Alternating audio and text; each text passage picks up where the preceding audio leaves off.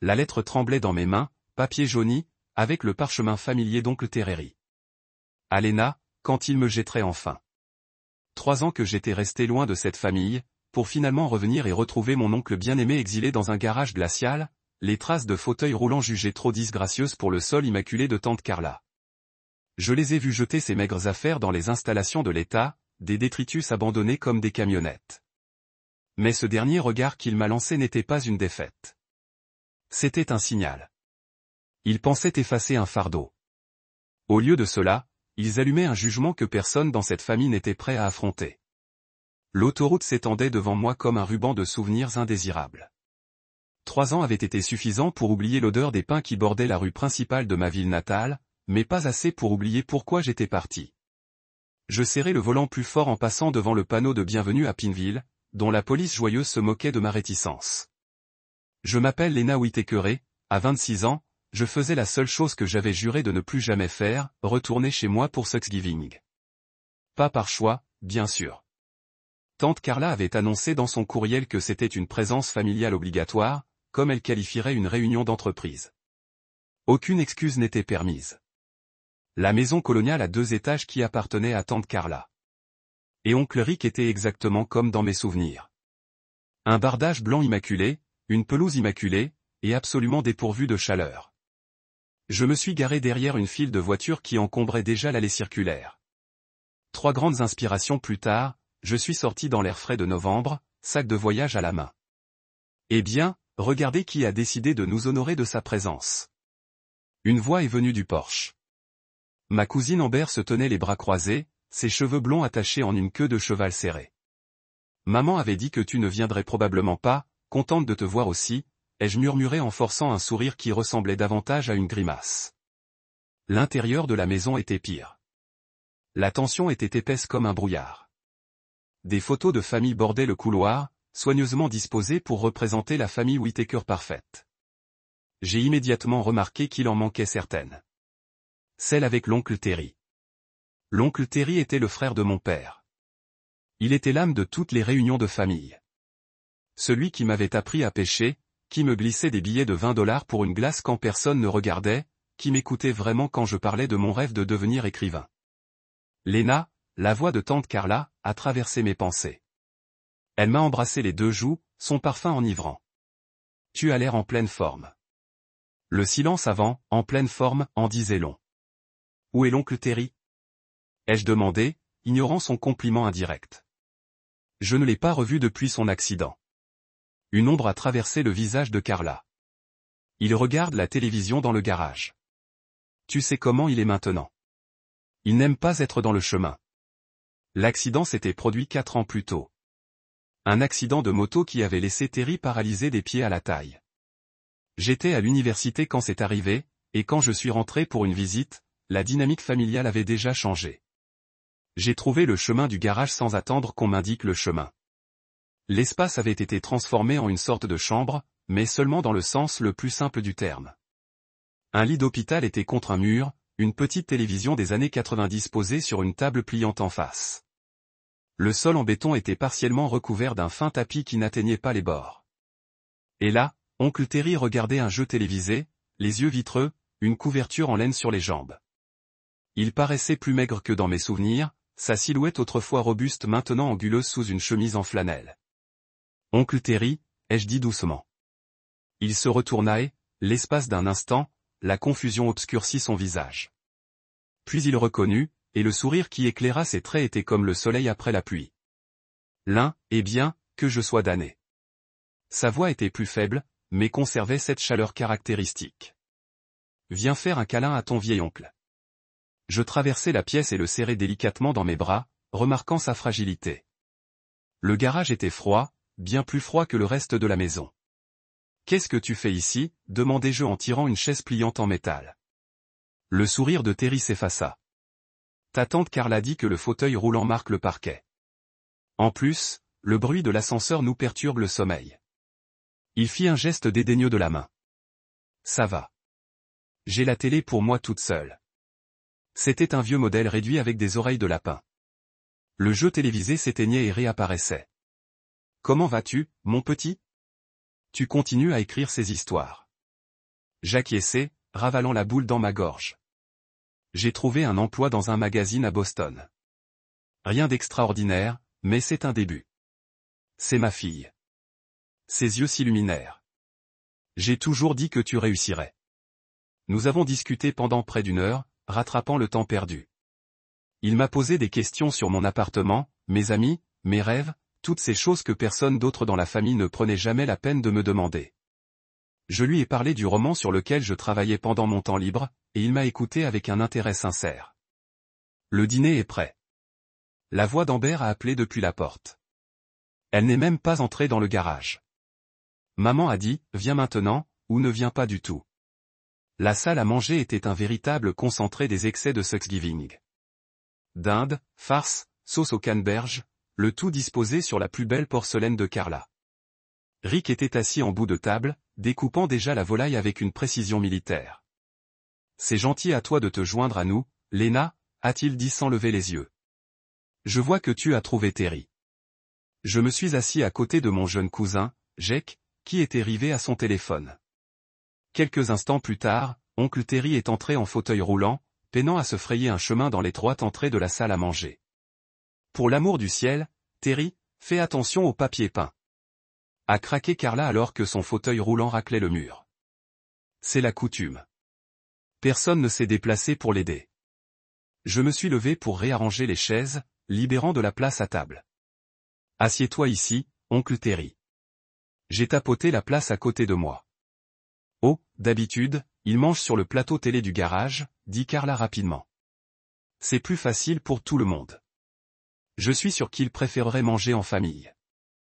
Pour Thanksgiving. J'ai riposté fermement. Terry m'a lancé un regard reconnaissant en s'installant à table. Les conversations du dîner ont tourbillonné autour de nous. La promotion d'Amber, les candidatures universitaires de Jake, le handicap de golf de Rick. Personne ne s'est adressé directement à Terry, comme si sa paralysie l'avait rendu invisible. Puis est arrivé le moment qui m'a fait bouillir le sang. L'assurance a encore refusé le nouveau coussin pour fauteuil roulant, dit Carla en soupirant dramatiquement en passant la purée de pommes de terre. 500 $ de plus à dépenser. C'est comme porter un poids mort, je le jure. Le visage de Terry est resté impassible, mais j'ai vu ses jointures blanchir autour de sa fourchette. Avez-vous essayé la procédure d'appel, ai-je demandé. Il y a des défenseurs des patients qui... Oh, Lena, s'il vous plaît. Carla l'interrompit. Tu es parti depuis 3 ans. Ne reviens pas nous dire comment gérer des choses que tu ne connais pas, Jake ricana. Amber leva les yeux au ciel. J'essayais juste d'aider, murmurai-je. La meilleure aide serait que quelqu'un d'autre s'occupe de tout ça, ajouta Rick en désignant vaguement Terry avec son couteau. Ta tante et moi avons porté ce fardeau seul depuis la mort de ton père. Terry s'éclaircit la gorge. Je suis assis là, Rick, et nous en sommes tous très conscients, répondit froidement Rick. Je n'en pouvais plus. Dès la fin du dîner, j'ai aidé à débarrasser les assiettes, puis je suis retourné au garage où Terry s'était réfugié. Il fixait un album photo sur ses genoux. Désolé, dis-je en m'asseyant à côté de lui. Ne le sois pas, tu es le seul sang honnête qu'il me reste ici. Il me fit un clin d'œil, mais l'humour n'atteignit pas ses yeux. Ils oublient que je peux encore entendre, que je peux encore penser. Nous restâmes un moment assis dans un silence confortable avant qu'ils ne reprennent la parole. Combien de temps restes-tu? Juste le week-end. Je dois retourner au travail lundi. Il hocha lentement la tête, tournant une page de son album. C'est bien ce que je pensais. Plus tard dans la soirée, je suis allé dans la cuisine pour boire un verre d'eau et j'ai entendu des voix provenant du bureau de Rick. Le centre de soins de Pine Valley a dit qu'il pouvait le prendre samedi. Carla disait que Medicaid couvrirait la majeure partie. Et ses affaires, demanda Rick. J'ai déjà emballé l'essentiel. Le reste peut aller à Goodwill. Je me figeai. Un verre à moitié porté à mes lèvres. Et Lena? Elle semble attachée. Lena a quitté cette famille il y a des années. Elle n'a pas le droit de vote. Je retournai dans le couloir, le cœur battant. Ils allaient déposer oncle Terry dans un établissement public pendant mon séjour ce week-end. Cette prise de conscience me rendit malade. Le lendemain matin, je les ai confrontés au petit déjeuner. Tu envoies tonton Terry en maison de retraite, ai-je exigé, sans prendre la peine de cacher ma colère. Carla leva les yeux de son café, le visage affichant une inquiétude éprouvée. C'est un établissement de soins, Lena. Ils peuvent lui fournir l'attention 24 heures sur 24 dont il a besoin. Il n'a pas besoin de soins 24 heures sur 24. Il a besoin de dignité et d'une famille. Rick s'est moqué. Tu es là depuis moins d'un jour. On s'occupe de lui depuis 4 ans. Tu n'as pas le droit de juger. S'occuper de lui? Il vit dans ton garage avec une télé de 1995.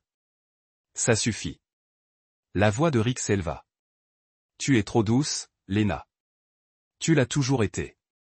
Et tu ne fais plus vraiment partie de cette famille, n'est-ce pas? Plus depuis que tu t'es enfui pour te retrouver, ou comme tu appelles ça, abandonner tes responsabilités. Mes responsabilités? C'est ton frère et c'est notre maison. Intervint Carla.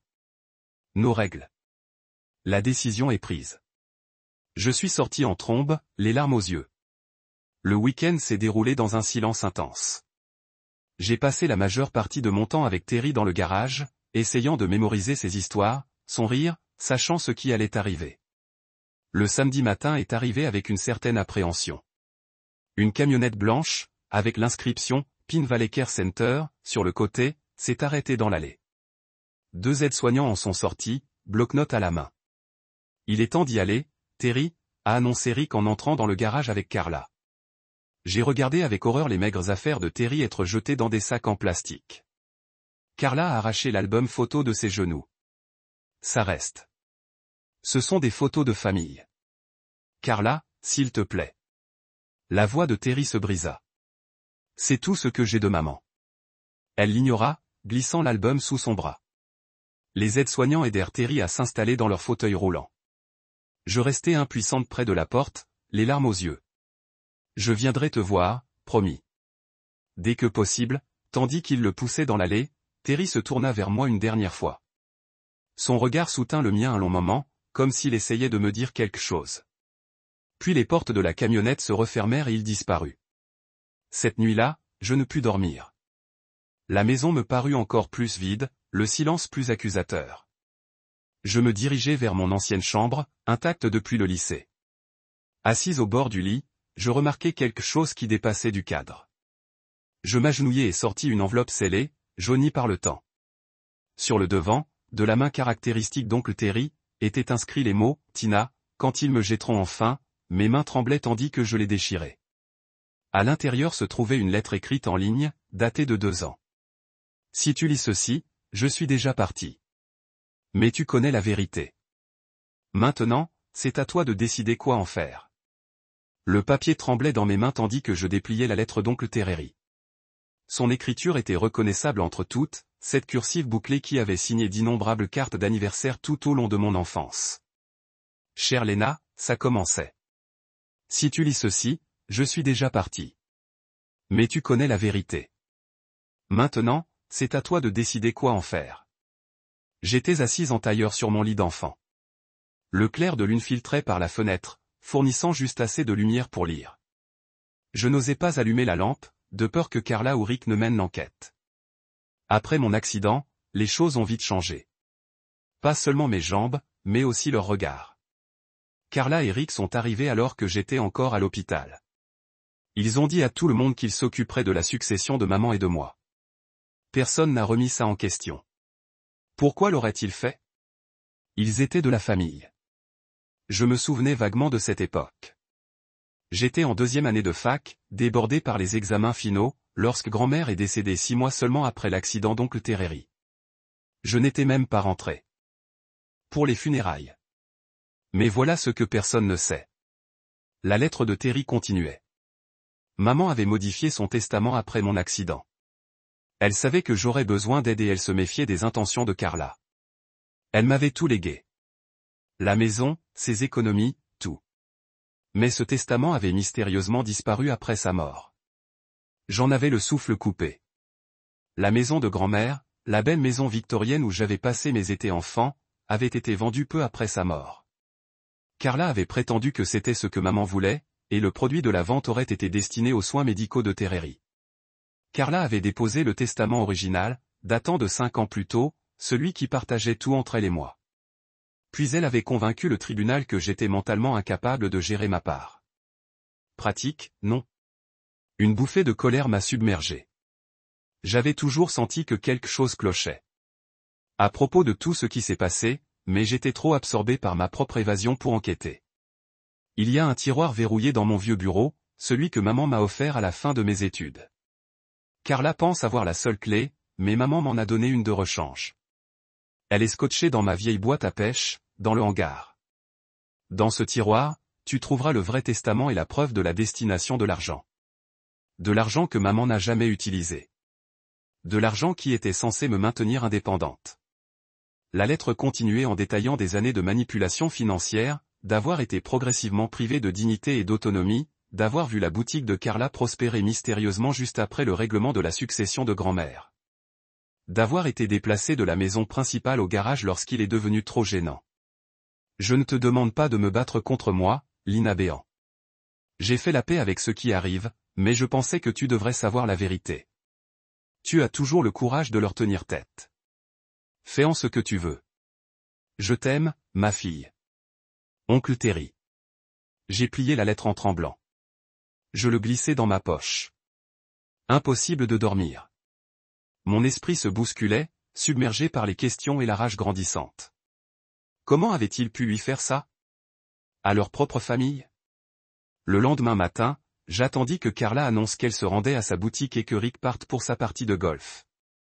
J'ai prétexté un mal de tête et suis resté, soi-disant pour préparer mes bagages pour mon départ cet après-midi-là. Dès que leurs voitures ont disparu dans l'allée, j'ai couru vers le cabanon du jardin.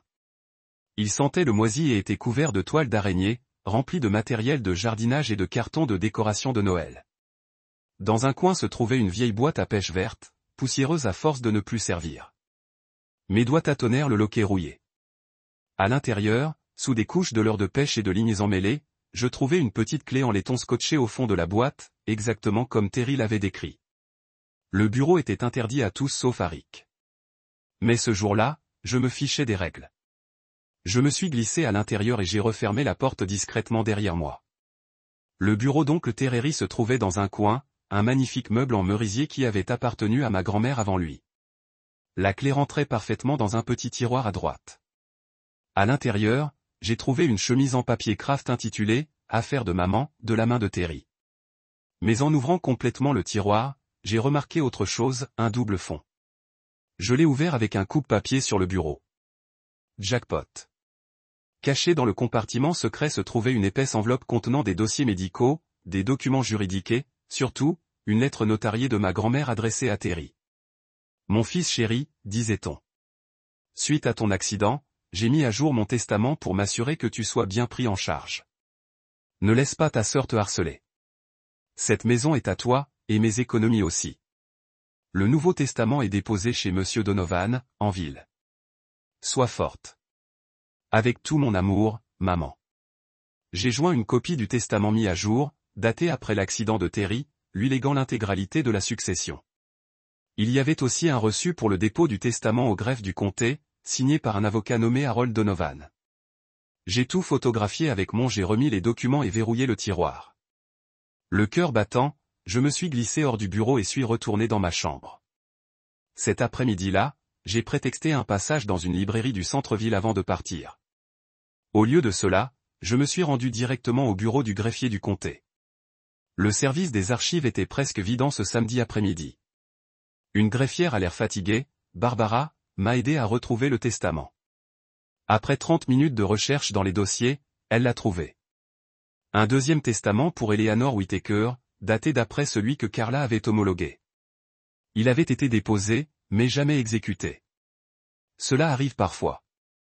Barbara m'a expliqué que les membres de la famille avaient rédigé le mauvais testament, surtout s'il en existait plusieurs versions. Mais il est étrange que personne ne les contestait. Je l'ai remercié et j'ai fait des copies de tout. Mon prochain arrêt était la banque où Terry avait ses comptes. Je ne pouvais pas accéder à ses archives, bien sûr, mais je pouvais vérifier les transactions immobilières publiques. Effectivement, j'ai trouvé la trace d'un retrait de 90 000 $ sur le compte de Terry il y a 5 ans, juste au moment où Carla avait déposé son testament. La boutique avait subi une rénovation miraculeuse. Lorsque j'ai quitté la ville ce dimanche-là, j'avais un dossier numérique rempli de preuves et une détermination ardente à arranger les choses. Mais d'abord, il me fallait voir oncle Terry. Le centre de soins Pine Valley était un bâtiment lugubre d'un étage en périphérie. L'odeur de désinfectant industriel m'a frappé dès que j'ai franchi les portes. Je me suis inscrit à la réception et on m'a dirigé vers une salle commune où les résidents étaient assis en fauteuil roulant, le regard vide sur une télévision fixée au mur. Oncle Terry était dans un coin, regardant le parking par la fenêtre. Il paraissait encore plus petit que quelques jours auparavant, vêtu d'une blouse d'hôpital générique au lieu de ses propres vêtements. Oncle Terry? Je lui ai doucement touché l'épaule. Il s'est retourné, son regard prenant un moment pour se fixer. Lorsqu'il l'a reconnu, son visage s'est illuminé. « Lena, tu es venue. » Sa voix donnait l'impression qu'il ne s'en était pas beaucoup servi. « Bien sûr que je suis venu. Je vous l'avais dit. » J'ai tiré une chaise à côté de lui, remarquant que les autres résidents semblaient obéir aux médicaments. Aucun il restait une once de la vitalité habituelle d'eux. Terry dans cet environnement stérile. « Comment te traite-t-il » demandai-je, bien que la réponse fût inscrite sur sa silhouette atrophiée. « Oh, tu sais, 3 carrés et un toit. » Il tenta un sourire qui n'atteignit pas ses yeux. « Mieux que certains. »« J'ai trouvé ta lettre, » dis-je doucement en me penchant plus près. Ses yeux s'écarquillèrent légèrement, puis se balancèrent pour s'assurer que personne n'écoutait. « Le savais-tu ? Et je vais arranger ça. Tout ça.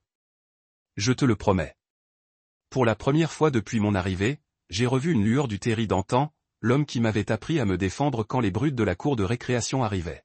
« Ce ne sera pas facile, » prévint-il. Carla a convaincu toute la ville qu'elle est une sainte pour m'avoir accueilli. Je me fiche de ce qu'ils ont fait. Ce qu'ils font, c'est mal. Terry tendit la main et me serra la main. Sa peau était fine comme du papier. Tu sais pourquoi je t'ai toujours préféré, Lina Bean ? Parce que tu es fougueux, tout comme ta mère. Je suis resté jusqu'à la fin des visites, promettant de revenir bientôt. Avant de partir, je lui ai lu la dernière page de sa lettre, la partie qu'il avait écrite pour se donner du courage.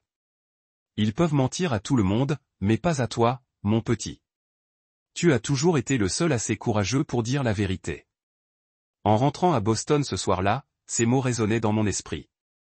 La vérité. Après des années à fuir cette famille, j'étais désormais le seul à vouloir me battre pour elle. 3 jours plus tard, je me tenais sur le porche immaculé de tante Carla, une main serrée sur mon dossier de preuves, l'autre prête à frapper. J'avais pris un congé d'urgence, prévenu ma colocataire que je ne reviendrais peut-être pas avant un moment et avait traversé directement de Boston avec une seule et unique raison. Quand Carla a ouvert la porte, son sourire s'est estompé en me voyant. « Lena, qu'est-ce que tu fais de retour si tôt ? » « Il faut qu'on parle, » ai-je dit en la poussant dans l'entrée. « À propos du testament de grand-mère. » Son visage s'est immédiatement durci. « Je ne sais pas de quoi tu parles. »« Je crois que oui. » J'ai sorti la copie du 2e testament. C'est le testament que grand-mère a rédigé après l'accident de Terry. Celui qui lui a tout légué, pas à toi. Les yeux de Carla se sont plissés lorsqu'elle m'a arraché le papier des mains. Où as-tu trouvé ça ? Peu importe. Ce qui compte, c'est que tu as rédigé le mauvais testament. Tu as pris l'héritage de Terry. Elle a parcouru le document, puis a levé les yeux avec un rire dédaigneux. C'est manifestement un faux. Ma mère ne m'aurait jamais laissé tomber comme ça. C'est notarié. Carla a déposé le testament auprès du comté. De toute façon, c'est trop tard maintenant. La succession a été réglée il y a des années. Elle a essayé de me rendre le papier, mais je ne l'ai pas pris. Il n'est jamais trop tard pour corriger une fraude. Une lueur dangereuse a traversé son regard. Sois très prudente avec tes accusations, Lena. Tu joues avec le feu. Non, je joue avec la vérité. La vérité sur la façon dont tu as manipulé pour entrer chez grand-mère.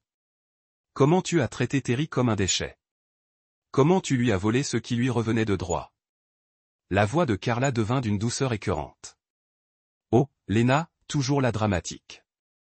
L'état mental de Terry se détériore depuis des années. Il est paranoïaque, confus.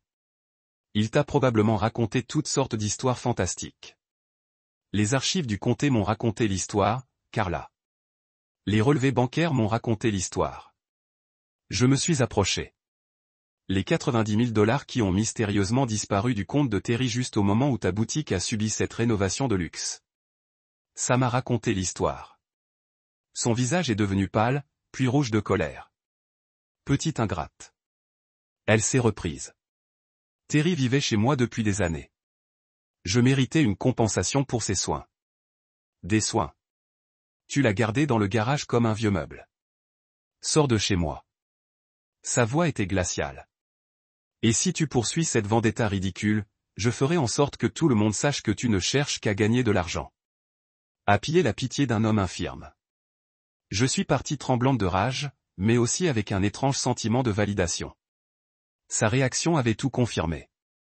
Ce soir-là, mon téléphone a explosé de notifications.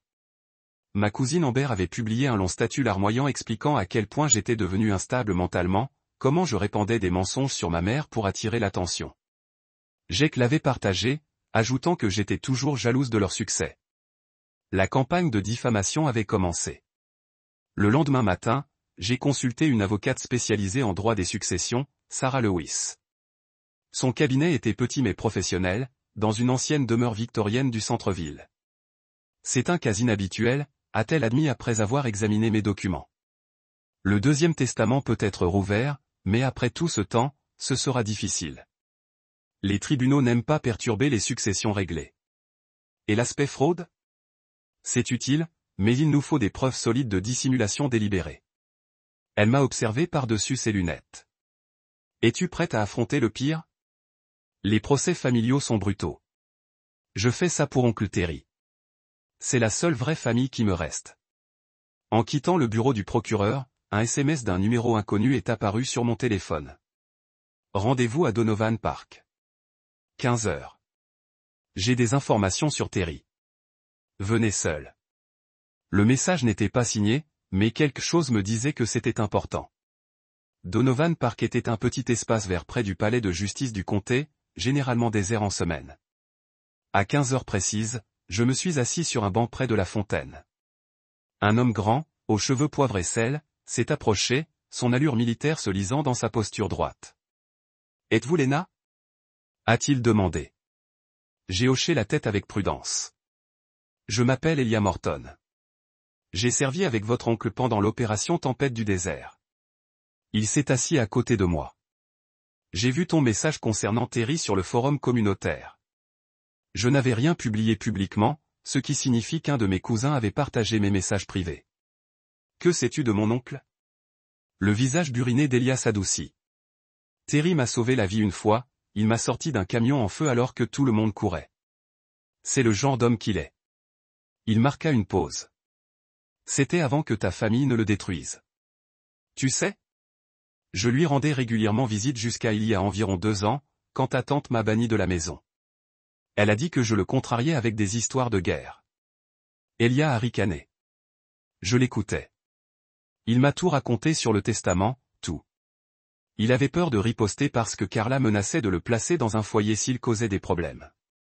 Elia a fouillé dans la poche de sa veste et en a sorti une clé USB.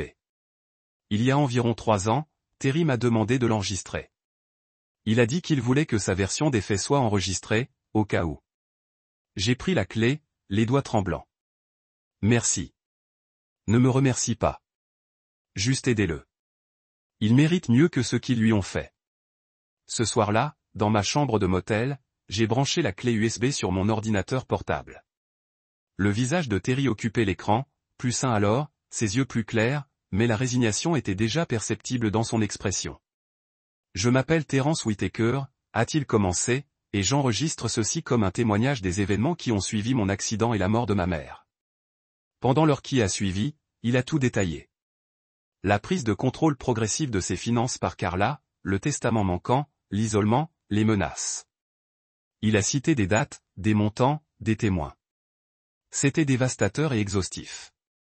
Le lendemain, la résistance s'est intensifiée. J'ai reçu un appel des services de protection de l'enfance m'informant qu'un rapport avait été déposé, affirmant que j'avais laissé mon jeune cousin sans surveillance pendant ma visite de Thanksgiving. C'était complètement inventé, mais cela nécessitait quand même que je rencontre un enquêteur. De retour à mon motel, épuisé et découragé, j'ai trouvé le loquet de la porte. À l'intérieur, mon ordinateur portable avait disparu, ainsi que la clé USB. Quelqu'un s'était introduit par effraction pendant que je m'occupais de CPS. Je me suis effondré sur le lit, bouleversé. C'était peut-être sans espoir. Carla avait des relations en ville, de l'argent, de l'influence. Je n'avais que des copies de documents et une vidéo manquante. Mon téléphone a vibré, un SMS d'oncle Rick m'a contacté. On ne veut pas déterrer de fantômes, Lena. Pas dans cette famille. C'était ce qui se rapprochait le plus d'une admission. J'ai failli abandonner. J'ai failli faire mes valises et retourner à ma vie sûre et lointaine à Boston. Mais ce soir-là, j'ai rendu visite à Terry à Pine Valley. L'établissement était encore plus déprimant sous la lumière fluorescente du soir. Terry était dans sa chambre cette fois, les yeux rivés au plafond. « Oncle Terry », ai-je dit doucement. Il a tourné la tête lentement. Il a mis plus de temps à reconnaître les faits, et je me suis demandé quel médicament il prenait. « Lena Béant », a-t-il murmuré. « Tu es revenu. » Bien sûr que oui. Je l'ai promis. Je ne lui ai parlé ni du cambriolage ni des menaces. Au lieu de cela, je me suis assise à côté de lui, lui tenant la main tandis qu'il sombrait dans la lucidité. En me levant pour partir, j'ai remarqué quelque chose collé au mur à côté de son lit. Un dessin au crayon délavé d'une petite fille aux boucles folles debout à côté d'un homme grand en bas, d'une écriture enfantine. Oncle Terry et moi en train de pêcher. J'avais dessiné ce dessin quand j'avais 7 ans. Tu as gardé ça toutes ces années ? Ai-je demandé, la gorge serrée par l'émotion. Le plus beau jour de ma vie, murmura Terry, le regard plus clair l'espace d'un instant. Tu as saisi cette grosse base et tu n'as laissé personne d'autre s'en attribuer le mérite. Tu as même tenu tête à ton père. Un déclic s'est produit en moi. J'avais toujours eu le courage de me lever. Je l'avais juste oublié quelque part en chemin. De retour au motel, j'ai ressorti ma copie de sauvegarde de la lettre de Terry, celle que j'avais scannée sur mon compte cloud. Je ne pouvais pas publier la vidéo, mais je pouvais partager celle-ci. J'ai créé un compte anonyme et téléchargé une sélection de j'ai envoyé des extraits de la lettre au fil de discussion Reddit de la communauté locale, en prenant soin de cerner tout ce qui pourrait identifier Terry directement. Le message était intitulé « Maladie aux personnes âgées et fraude à l'héritage à Pineville, le sombre secret d'une famille ». Au matin, il avait reçu des centaines de commentaires. Les gens étaient indignés, partageant des histoires d'expériences similaires avec des proches âgés. Certains ont reconnu les détails de la boutique et avaient déjà fait le lien avec Carla. Des critiques négatives ont commencé à apparaître sur sa page professionnelle. Comment peut-on faire confiance à quelqu'un qui vole son propre frère ? On pouvait lire. Un blogueur d'actualité locale a contacté le compte Reddit pour demander une interview. La situation commençait à changer. Plus tard dans la journée, j'ai reçu un autre SMS de Rick. Retirez ce message ou nous porterons plainte pour diffamation. Je n'ai pas répondu. Je l'ai plutôt transmis à mon avocat qui m'a conseillé de documenter toutes les menaces. Nous montions un dossier pièce par pièce. Le coup de grâce est arrivé de manière inattendue. Un journaliste de Channel 5 News m'a contacté après avoir entendu des rumeurs sur la situation. Il voulait faire un reportage sur l'abandon des personnes âgées en prenant le cas de Terry comme exemple. Je ne serai d'accord que si vous racontez une histoire dignement, ai-je insisté. Il ne s'agit pas de sensationnalisme. Il s'agit de justice. La journaliste, une femme nommée Dana, au regard bienveillant et à la mâchoire déterminée, acquiesça. Il faut que les gens sachent que cela arrive, même dans les bonnes familles. L'interview était prévue pour la semaine suivante. Pendant ce temps, Carla lançait une contre-offensive en publiant une vidéo Facebook larmoyante sur la trahison de sa nièce et les fausses accusations d'une jeune fille perturbée. Mais les commentaires n'y croyaient pas. Les gens posaient des questions pointues sur l'état de Terry, sur le testament, sur l'argent. L'image soigneusement construite de Carla s'effondrait. Je rendais visite à Terry tous les jours, le voyant se renforcer à chaque visite, comme si ma seule présence était un remède.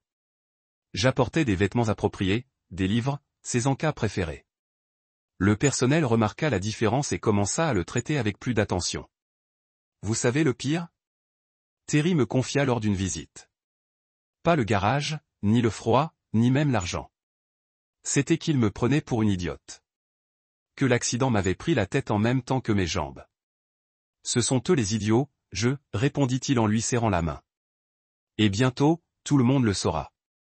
La veille de l'entretien, j'ai reçu un appel inattendu d'Elia. J'ai fait une sauvegarde de cette vidéo, m'a-t-il dit sans préambule. Ne confiez jamais les originaux à qui que ce soit. C'est ce que l'armée m'a appris. Je l'apporterai au poste demain. L'espoir m'a envahi avec le témoignage vidéo, les copies du testament et les relevés bancaires. Nous avions un dossier solide. Au moment où je raccrochais, un autre appel est arrivé. Celui de Sarah Lewis, mon avocate.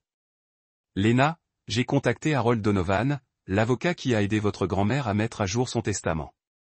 Il est à la retraite. Maintenant, mais il se souvient parfaitement de l'affaire. Il est prêt à témoigner que Carla a été informée du deuxième testament et a choisi de l'ignorer. Les pièces du puzzle se mettaient en place. Justice pour Terry était enfin à portée de main. Ce soir-là, j'étais assis seul dans ma chambre de motel, relisant mes notes pour l'entretien. Mon téléphone a sonné, une notification a retenti. Carla m'avait tagué dans une autre publication sur les réseaux sociaux. Celle-ci prétendait que j'étais instable et inventait des histoires pour l'attention. J'ai éteint mon téléphone sans lire plus loin. Demain, la vraie histoire serait racontée, et pour une fois, la vérité serait plus forte que les mensonges de Carla. La camionnette de la chaîne 5 garée à l'extérieur de Pin Valley Care Center est sortie comme un pouce endolori.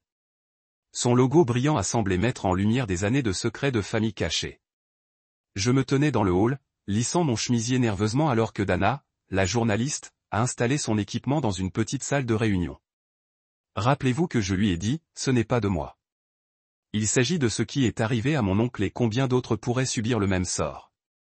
Dana hocha la tête, les yeux aimables mais professionnels. Nous nous concentrerons sur le système qui permet que cela se produise. Mais Lena, votre rôle dans cette histoire est également importante. Avez des jours, bien que l'anxiété frappe son front. Tu es sûr à ce sujet, Lina Bean ?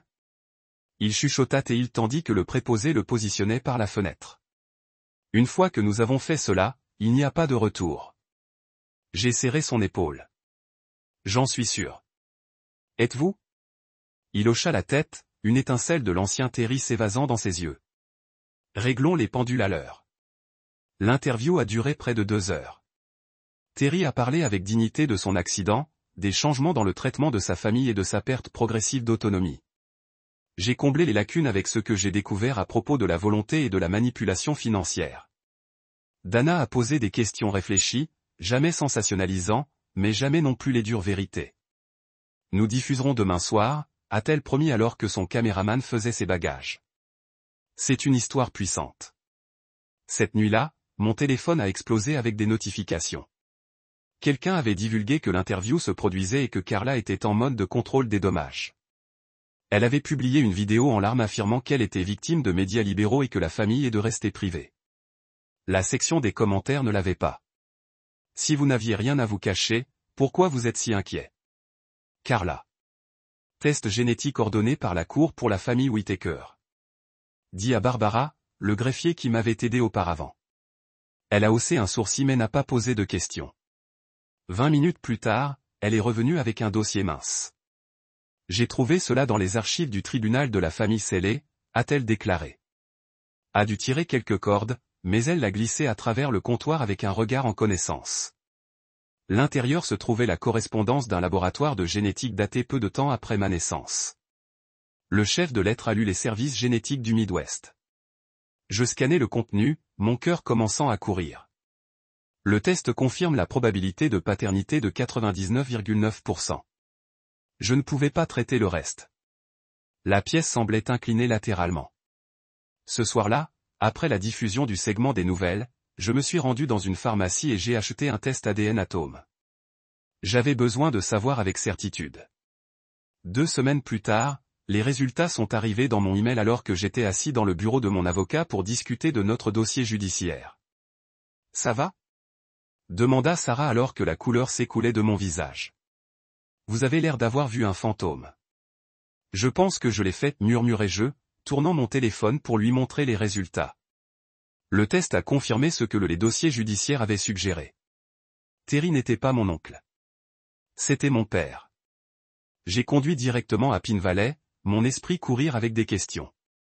Combien de temps Terry a-t-il connu ? Pourquoi ne m'avait-il pas dit directement? Était-ce pour cela que Carla m'avait toujours traité différemment? J'ai trouvé Terry dans la salle de d'arrêt en regardant le petit téléviseur où les résidents se sont rassemblés. Au cours des 2 semaines depuis la diffusion de notre interview, il avait pris du poids et de la couleur. Le personnel, conscient de son histoire maintenant, l'avait traité avec un nouveau respect. Oncle Terry, dis-je, assis à côté de lui. Nous devons parler. Ses yeux ont rencontré les miens et j'ai vu immédiatement qu'il savait pourquoi j'étais là.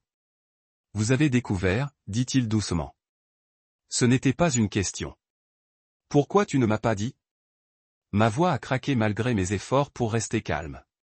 Terry soupira, volant sa chaise vers un coin plus calme de la pièce. Je voulais, Lena, tant de fois. Mais ce n'était pas seulement mon secret à dire. L'histoire s'est répandue lentement. Terry et ma mère, pas ma tante comme j'avais été élevé pour croire, avaient été amoureux pendant son service militaire. Elle est tombée enceinte, mais Terry a été déployé à l'étranger. Au moment où il est revenu, Carla et Rick avaient convaincu ma mère qu'elle ne pouvait pas élever un enfant seule. Ils ont proposé de m'adopter. Ta mère est décédée quand tu n'avais que 2 ans, a expliqué Terry, sa voix lourde de vieil chagrin. Galaxie. J'étais de retour à l'étranger. Au moment où je suis rentré chez moi, Carla avait une garde légale et ne me laissait pas près de chez vous. Dit que cela vous confondre, alors vous venez d'abandonner. Je ne pouvais pas garder la blessure de ma voix. Pas de gamin. J'ai combattu pendant des années, mais Rick avait des liens au palais de justice et je n'étais qu'un vétéran avec le SSPT et sans position juridique. L'adoption a été fermée. Ils ont menacé de m'éloigner où je ne vous trouverai jamais si je continuais à pousser. Vous êtes donc resté mon oncle. Les yeux de Terry se remplissaient de larmes. Être votre oncle valait mieux que de ne pas être dans votre vie du tout. Je dois vous voir grandir, vous apprendre à pêcher, vous regarder devenir cette femme incroyable et forte. Il a tendu la main. Je ne voulais pas que tu portes ce poids aussi. Le poids de la connaissance de toute votre vie a été construit sur des mensonges. Je me suis assis en silence, laissant la vérité s'enfoncer. Toutes ces années de me sentir comme un étranger dans ma propre famille avaient soudainement un sens. Je n'imaginais pas la distance gardée par Carla, les différentes manières qu'elle m'a traité par rapport à ses enfants biologiques. Je ne voulais pas que vous découvriez comme ça, a déclaré Terry. J'espérais.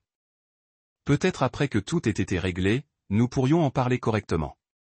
Carla sait-il que je sais? Pas pour moi, mais si vous avez trouvé les enregistrements, j'ai hoché la tête lentement.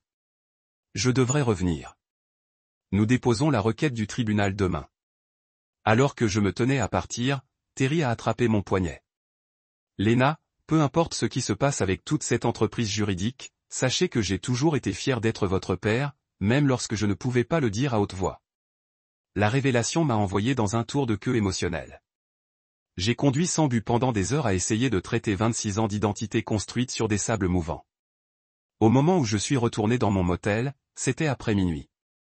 Mon téléphone a montré 16 appels manqués, la plupart de mon avocat, un daily, et 3 d'un nombre inconnu. J'ai écouté les messages vocaux dans l'ordre. Sarah, Lena, appelle-moi immédiatement. Quelque chose s'est passé avec la boutique de Carla. Elia, allume les nouvelles, gamin. Tout l'enfer se déchaîne. Inconnu. C'est l'officier d'Anville avec la police de Pineville. Nous devons vous parler concernant un incident à Whitaker Boutique. J'ai allumé les nouvelles locales pour trouver que la boutique de Carla avait été vandalisée, des fenêtres brisées, un voleur de voleurs peint à travers la vitrine. Le journaliste a mentionné les récentes allégations de maltraitance et de fraude des personnes âgées qui avaient été diffusées sur une chaîne concurrente. Je me sentais malade. Ce n'était pas ce que je voulais. Justice, oui, mais pas de destruction vigilante. Le lendemain matin, Sarah a appelé avec une mise à jour. Le tribunal a accepté d'entendre notre requête pour rouvrir le domaine la semaine prochaine. Mais Lena, il y a plus. Vos résultats d'ADN. Nous pouvons les utiliser. Comment? En tant que descendant direct de Terry, vous avez debout pour défier la volonté en son nom. Cela renforce considérablement notre cas. J'ai pensé aux implications. Devenir public avec ma parenté changerait tout. Il n'y aurait pas de retour à la vie que je connaissais. Faites-le, dis-je. Enfin. Utilisez tout ce que nous avons. Les nouvelles du test ADN se sont propagées comme des incendies de forêt à travers Pineville. L'après-midi, Amber avait posté une diatribe cinglante sur moi, inventée de mensonges pour voler de l'argent de la famille. Mais cette fois, les commentaires n'étaient pas en sa faveur. Les gens reliaient les points entre l'histoire de Terry, la volonté cachée et pourquoi Carla aurait pu me garder dans le noir de mon vrai père. 3 jours avant notre date d'audience, il y a appelé avec une percée. J'ai trouvé Donovan, l'avocate qui a aidé sa grand-mère à déposer le 2e testament. Il a pris sa retraite en Floride maintenant, mais il est prêt à témoigner par vidéo, dit qu'il se souvient de Carla à son bureau et à être furieux contre les changements. Des pièces se mettaient en place. Nous avons eu la copie de testament, les dossiers bancaires montrant des transferts suspects, le témoignage vidéo de Terry est maintenant un témoin de la connaissance de Carla sur le testament. Le test ADN était la dernière pièce, preuve que j'avais debout la fille de Terry. La couverture médiatique s'est intensifiée. Un journal régional a repris l'histoire, dirigeant un morceau de première page intitulé Fraude familiale, le scandale de l'héritage de Whittaker. L'article a détaillé comment Terry avait été systématiquement dépouillé de son héritage, de son autonomie et enfin de sa maison. La boutique de Carla est restée fermée, Windows est monté à bord. Selon les potins locaux, elle n'avait pas quitté sa maison depuis quelques jours. La veille d'une date d'audience, j'ai reçu un SMS de Rick. Cela est allé trop loin. Rencontrez-moi au parc Donovan. 21h terminons cela sans plus de dégâts. Chaque instinct m'a tiré pour ne pas aller seul, alors j'ai appelé Ellie. Pouvez-vous être à proximité? Pas assez proche pour être vu, mais en dire plus, a-t-il répondu. Je serai là. Rick attendait déjà à mon arrivée, assis sur le même banc où j'avais rencontré Elia pour la première fois. Il avait l'air hagardé, l'homme d'affaires confiant remplacé par un homme qui n'avait pas dormi depuis des jours. Vous avez fait un désordre, a-t-il dit en approché. Je n'ai pas fait le gâchis, Rick. Je l'ai juste exposé. Il rit amèrement. Vous n'avez aucune idée de ce que vous avez fait. Les affaires de Carla sont ruinées. Notre réputation est tournée. Même les enfants souffrent. Le fiancé d'Amber a raté les fiançailles. Je n'ai jamais voulu des dommages collatéraux, dis-je honnêtement. Mais Terry méritait mieux que ce qu'il lui avait fait. Rick le regarda la main. Did you ever plan to tell me who my real father was? H.I.S. had snapped up. You know about that? DNA doesn't tell, Rick. Unlike family, it seemed to the flat furte. That was Carla's decision. She was afraid you'd show him over us if you knew. And after your mother died, it trailed off. It doesn't matter now. It's all coming out in court tomorrow anyway. It doesn't have to. He said. Terry doesn't want a long legal battle. Et juste want what is rightfully his pour être traité avec dignité. N'acceptera pas de s'installer. Elle ne pense pas clairement en ce moment, mais je le suis. Il a sorti une enveloppe. Il s'agit d'un chèque de caissier de $200 000. Ce qui reste de l'héritage et de l'intérêt. Et une déclaration signée admettant ce que nous avons fait avec le testament. J'ai regardé l'enveloppe. Suspect. Pourquoi maintenant? Parce que je demande le divorce, dit-il catégoriquement. Et je veux faire une bonne chose avant de laisser ce gâchis derrière. J'ai pris l'enveloppe, mais j'ai fait aucune promesse. Je vais en discuter avec Terry et notre avocat. Alors que je m'éloignais, Rick a appelé après moi. Pour ce que ça vaut, il a toujours été un homme meilleur que moi. Terry? Je veux dire, tu as le bon jean, gamin. Le lendemain matin, les camions de médias tapissent les marches du palais de justice. Sarah m'a rencontré à l'extérieur, en révisant notre stratégie une dernière fois. Nous avons décidé de présenter l'offre de Rick, mais poursuivons une audience malgré tout. Sa déclaration serait une preuve précieuse si Carla a contesté. Nous étions sur le point d'entrer lorsque mon téléphone a sonné. C'était le Pin Valley Care Center. Mademoiselle Whittaker, tu as besoin de venir rapidement. Votre oncle, votre père, a été transféré au County General. Son état s'est détérioré du jour au lendemain. J'ai gelé, déchiré entre la comparution du tribunal pour laquelle nous avions combattu et le chevet de Terry. Allez, dit fermement Sarah. Je vais gérer ça. Terry a plus besoin de vous que le tribunal. J'ai couru à l'hôpital, le cœur battant. Terry était stable depuis des semaines. Que s'était-il passé? La réponse est venue d'une infirmière fatiguée en USI. Événement cardiaque induit par le stress. Son corps a trop traversé. Terry est allongé dans le lit d'hôpital, des tubes à oxygène dans son nez, surveille régulièrement à côté de lui. Il avait l'air plus petit que jamais, mais ses yeux s'éclaircissent quand il m'a vu. Et, Kiddo, murmura-t-il. Désolé de manquer la grande épreuve de force. Ne parlez pas, dis-je en prenant sa main. Économisez votre force, secoua-t-il légèrement la tête. J'ai besoin de dire cela pendant que je peux. Je suis fier de toi, Lena, pour m'avoir trouvé et pour terminer ce que je ne pouvais pas. Nous allons gagner, papa. J'ai dit que le mot se sentant étrange et bien en même temps. Sarah est au palais de justice maintenant. Rick nous a fait une déclaration, avouant tout. Un petit sourire toucha ses lèvres. Papa, répéta-t-il. Ça a l'air bien. Nous nous sommes assis dans un silence confortable tandis que le matin devenu l'après-midi. Mon téléphone bourdonnait de temps en temps avec des mises à jour de Sarah. Le juge examinait la déclaration de Rick. Carla était arrivée en train de se détruire. Les journalistes étaient partout. À 14h17, Sarah a envoyé un texto « Nous avons gagné. Nous l'avons fait. » Il serra faiblement ma main. « Lisez-moi la lettre, murmura-t-il. Celui que je vous ai quitté. » J'ai tiré le papier d'avertissement de mon sac et je l'ai lu à haute voix, ma voix attrapant certaines phrases qui avaient maintenant un nouveau sens. Quand j'ai fini, il a été si douce, mais je devais me pencher sur ses lèvres.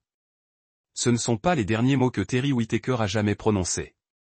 Il est décédé cette nuit-là avec sa fille lui tenant la main, finalement libre de la prison que sa famille avait construite autour de lui. La nuit avant les funérailles de Terry, je me suis assis seul dans sa chambre d'hôpital, entouré des effets personnels que les infirmières avaient rassemblés pour moi. Son portefeuille avec une photo déchiquetée de ma mère, sa montre a toujours joué. Le titre a fait le tour du fond. Conduit du palais de justice en menottes. Après que le juge ait statué en notre faveur, des enquêtes sur les dossiers financiers ont révélé des couches de fraude plus profondes. Rick n'avait pas simplement aidé à cacher le testament. Il avait activement falsifié des documents et commis un parjure au cours du processus d'homologation initiale. Le procureur de district avait déposé immédiatement des accusations criminelles. J'ai éteint le téléviseur. La victoire s'est sentie sans Terry ici pour la voir. Sarah avait appelé plus tôt avec des détails sur la succession. Le juge avait ordonné la pleine valeur restaurée à la succession de Terry avec des sanctions substantielles. En tant qu'héritier légal, tout m'appartenait maintenant. L'argent, la maison Carla et Rick occupaient toujours, et tous les biens de grand-mère qu'ils avaient gardés pour eux-mêmes. Un coup d'eau à la porte a interrompu mes pensées. Un aumônier de l'hôpital a culminé. Mademoiselle Whitaker, je suis Père Michael. Je voulais juste vérifier si vous aviez besoin de quelque chose. Je me suis secoué la tête. Merci, mais je vais bien. Il a hoché la tête avec sympathie. Le salon funéraire a appelé. Ils sont prêts quand vous êtes. Record of what is said? HIS last word. The chaplain looked surprised. Some team nurse documented. Would you like me to check? An hour latte, he returned with a page from Terry's chart in neat nursing handwriting. 1903 hours. Point spoke to doctor. Said, thanks for finding me and for finishing what he couldn't. The SS 2,217 hours. Point became unresponsive. He folded the paper carefully and placed it in my wallet. Whatever else arrivait, je garderai ces derniers mots en sécurité. J'avais choisi une petite chapelle près du cimetière vétéran où Terry serait enterré avec les honneurs militaires. Je n'avais pas invité Carla ou ses enfants, mais j'avais placé un avis dans le journal local ouvert à tous ceux qui souhaitaient rendre hommage. Je suis arrivé tôt, en tenant le journal où j'avais écrit mon éloge. La chapelle était simple, des bancs en bois, des vitraux, un petit autel où le cercueil de Terry se reposait sous un drapeau américain. À ma grande surprise, les gens ont commencé à arriver une heure avant le service. Vint Elia pour la première fois avec 3 autres anciens combattants en uniforme pressé. Puis Barbara du bureau du greffier du comté. Dana de Chanel 5 a glissé tranquillement sans équipage d'appareil photo. Plusieurs infirmières du Pine Valley Care Center sont arrivées ensemble avec une couronne de lily blanc. Au moment où le service a commencé, la chapelle était presque pleine. La plupart des visages que je ne reconnaissais pas, des gens qui avaient lu l'histoire de Terry dans les journaux ou vu l'interview, qui est venu honorer un homme qu'ils n'avaient jamais rencontré, mais dont la lutte les avait émus. Quand il était temps pour l'éloge, mes jambes étaient en bois à l'approche du podium. J'ai déplié mes notes avec des mains tremblantes et j'ai regardé les visages rassemblés.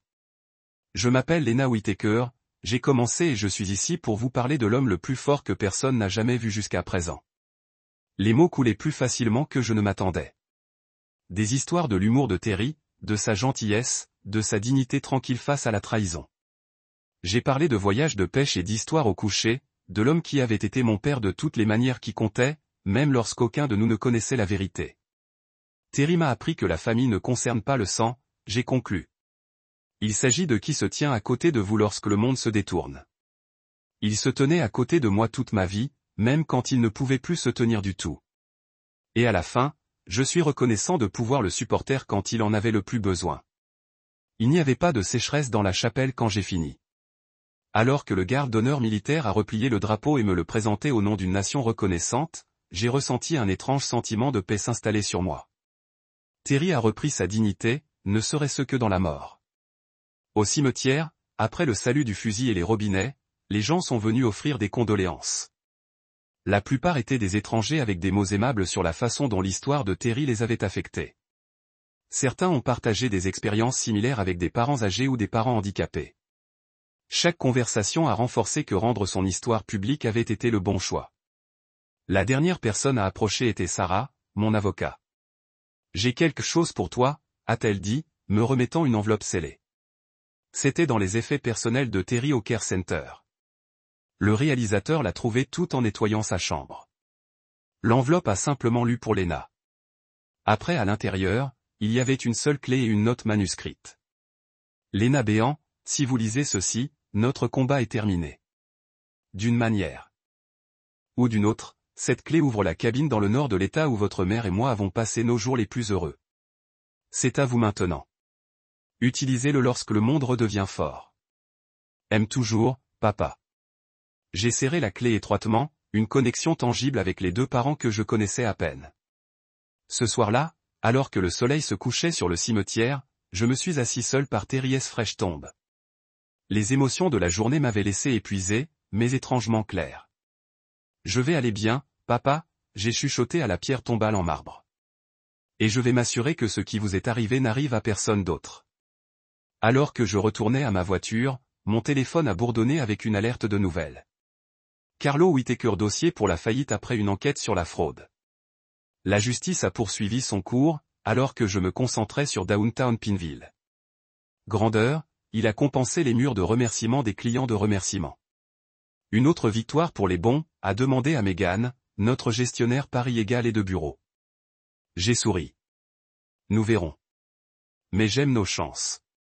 La fondation avait commencé petit, juste moi et un avocat à temps partiel en utilisant une partie de la succession de Terry pour fournir une aide juridique aux personnes âgées vulnérables. Maintenant, nous avions 3 avocats à temps plein, 2 travailleurs sociaux et une réputation croissante en tant que lieu où se tourner lorsque le système a échoué. Chaque vendredi après-midi, j'ai quitté le bureau tôt et j'ai conduit 2 heures au nord jusqu'à la cabine que Terry m'avait quittée. Le petit cadre en appart à lac calme était devenu mon sanctuaire, l'endroit où je me suis retiré pour écrire, penser, et parfois juste pour me souvenir. Ce vendredi particulier a marqué 1 an depuis le décès de Terry. Je suis arrivé à la cabine alors que le soleil commençait sa descente derrière les pins, jetant de longues ombres sur la terrasse en bois. À l'intérieur, le manuscrit de mes mémoires presque terminé était assis sur le bureau, la lettre qu'il a laissée imprimée sur la page de titre. L'écriture avait été thérapeutique, un moyen de traiter tout ce qui s'était passé. Le livre a relaté non seulement l'histoire de Terry, mais les questions plus larges de la maltraitance des personnes âgées, de la fraude dans l'héritage et des systèmes brisés qui permettent de telles choses. Mon éditeur pensait qu'il ferait des vagues lors de la publication du printemps prochain. J'ai fait un dîner simple et je l'ai emmené sur le quai, en regardant le coucher de soleil peindre le lac dans des tons d'orange et d'or. Dans des moments comme ceux-ci, je pouvais presque ressentir la présence de Terry. Pas d'une manière mystique, mais dans la paix qui s'était finalement installée dans mon cœur. Mon téléphone a bourdonné un texte de Sarah, qui était devenue à la fois mon avocat et mon ami. Je pensais que vous voudriez savoir. J'ai vu Carla aujourd'hui à Baker's Market Scanning Grocery at Register 6. Je n'ai ressenti aucune satisfaction à l'actualité, seulement une vague tristesse. Après la faillite, Carla avait tout perdu, sa maison, sa position sociale, sa boutique. Le tribunal lui avait ordonné de rembourser ce qu'elle avait volé, ainsi que des dommages, la laissant presque dépourvue. Ses enfants s'étaient éloignés, ne voulant pas être associés au scandale. Rick avait fait face aux conséquences juridiques plus sévères, servant 1 an de sécurité minimale pour la fraude et le parjure. La dernière fois que j'ai entendu, il avait déménagé en Arizona après sa libération, en commençant où personne ne connaissait son nom. La justice avait été rendue, mais elle avait laissé des épaves dans son sillage.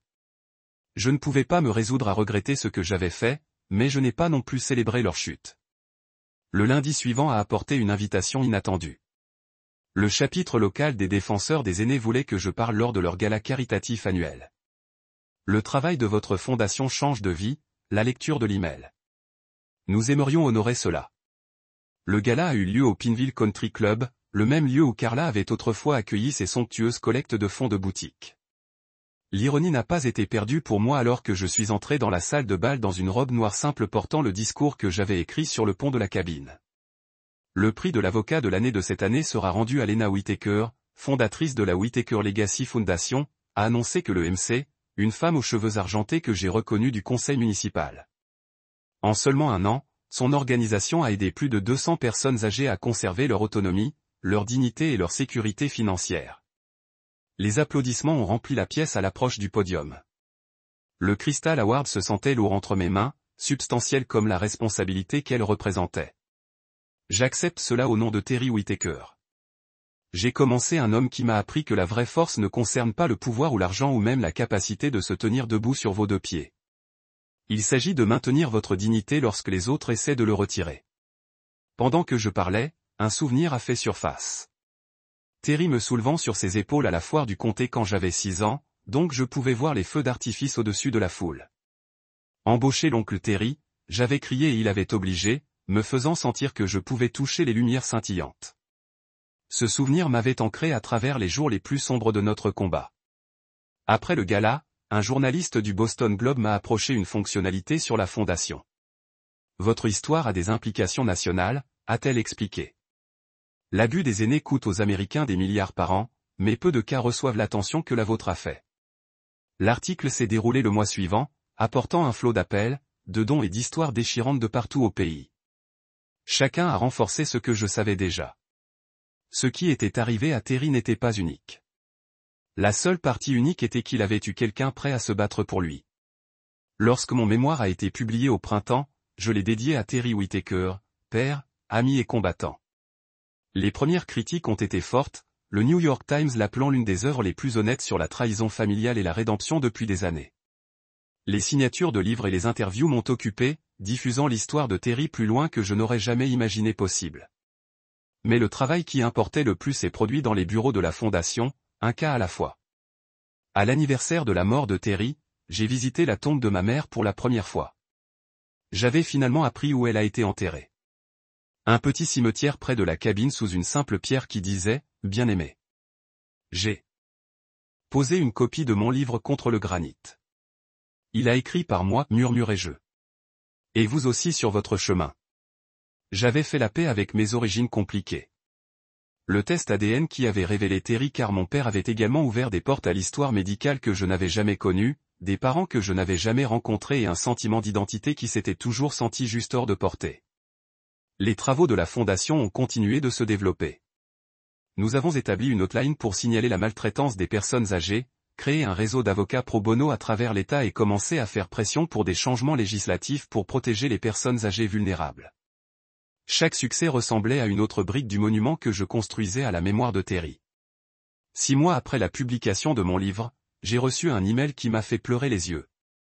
Un lecteur a écrit, « Après avoir lu votre histoire, je me suis reconnecté avec mon père éloigné. Nous avons perdu 15 ans à cause de l'entêtement et du malentendu. Merci de m'avoir montré qu'il n'est jamais trop tard pour la réconciliation. » Des centaines de messages similaires ont suivi. Les gens trouvent du courage dans l'histoire de Terry pour lutter contre leurs propres blessures familiales, pour vérifier les voisins âgés, pour faire du bénévolat dans des centres seniors. Par une journée d'automne nette, j'ai visité la place de Terry renommée, anciennement Pin Valley Care Center. Après le scandale, l'établissement avait été acheté par un organisme à but non lucratif spécialisé dans les soins dignes des aînés. Ils m'avaient invité à parler à leur réouverture. Debout dans la salle d'aliénement rénovée où j'avais vu Terry en bonne santé pour la dernière fois, je me suis émerveillé par la transformation. Fini les couleurs institutionnelles et l'éclairage dur, remplacés par des tons chauds et des meubles confortables. Les résidents se sont déplacés librement entre les espaces intérieurs et extérieurs, se sont engagés dans des activités significatives plutôt que de regarder vivement un téléviseur. Voilà à quoi ressemble la dignité, j'ai dit au personnel et aux résidents rassemblés. C'est ce que tout le monde mérite. Alors que je retournais à Boston ce soir-là, j'ai réfléchi à la façon dont ma vie avait changé en moins de 2 ans. J'étais passé d'un rédacteur de magazine en évitant les vacances en famille au fondateur d'un organisme à but non lucratif croissant, auteur d'un mémoire à succès et défenseur du changement systémique. Tout à cause d'une lettre laissée sous un lit. Dans mon appartement ce soir-là, j'ai ouvert mon ordinateur portable pour trouver un email d'une société de production intéressée à adapter l'histoire de Terry au film. Le producteur a écrit avec passion d'honorer son voyage avec l'authenticité et le respect. J'ai fermé l'ordinateur portable sans répondre. Certaines décisions méritent le reflet silencieux de la cabine, où la présence de Terry se sentait la plus forte. C'est là que je considérerais la meilleure façon de partager son histoire ensuite. Alors que je dérivais vers le sommeil, j'ai pensé à Carla et Rick, des vies détruites par la cupidité et les secrets. Ils avaient essayé d'effacer Terry, de le diminuer, de le cacher, de le faire assez petit pour oublier. Mais dans leur cruauté, ils m'avaient remis les outils mêmes dont j'avais besoin pour s'assurer qu'il ne serait jamais oublié. Ils pensaient qu'ils l'avaient effacé, mais ce qu'ils ont vraiment fait, c'était me remettre le stylo. Que seriez-vous prêt à sacrifier pour découvrir la vérité sur votre propre famille? La réponse pourrait être plus terrifiante que les mensonges. Si cette histoire vous a touché, veuillez vous adhérer et partager pour aider les autres à trouver leur voie lorsque le monde essaie de faire taire.